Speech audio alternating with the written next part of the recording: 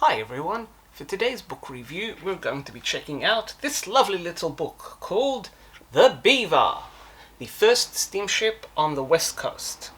That would be the North American Pacific Northwest coast, to be more geographically accurate, and written by James Delgado. It's a small book, but it is packed full of information, illustrations and photos, as you are about to see shortly. I found this book in all places in Libreria del Mare, a maritime-themed bookshop in Milan. They have a section of English language books, and of which this was one, and I liberated it from there.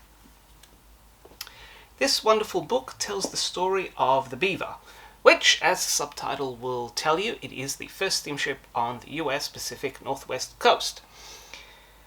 Built in 1835 for 53 years in varying guises and services, it operated up and down the coast.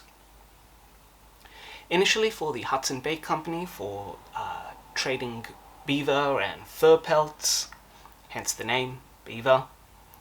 And throughout its long career it was also involved for charter work for the British Royal Navy.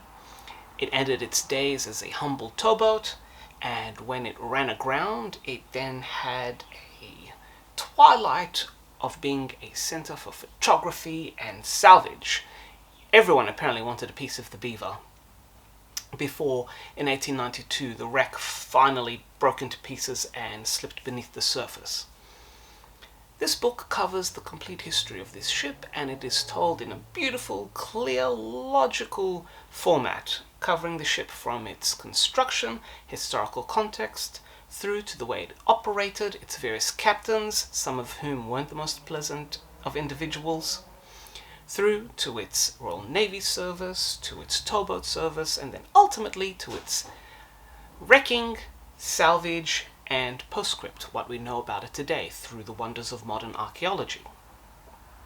Throughout this, as you can see up here, the book is illustrated with a wealth of period photographs, illustrations, and towards the end of the book there is a couple of beautiful diagrams showing how the ship was when it was originally built, and you can see one up here as well, which will be a delight for anyone wanting to make a model of this vessel.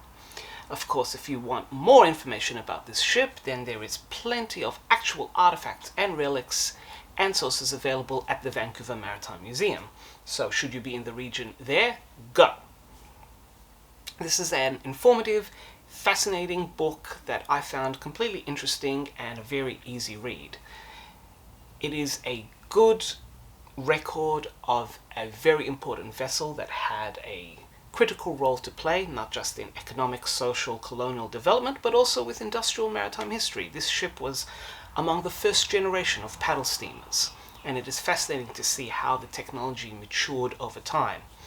While the engines themselves were relatively good, the boilers were not, and the ship went through about 5 to 6 boilers in its career.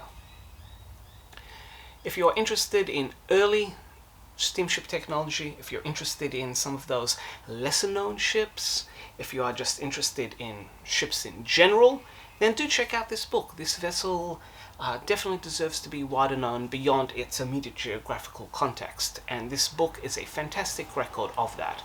So, it is a 5 captain's hats for me, and go check out The Beaver, the first steamship on the west coast by James Delgado.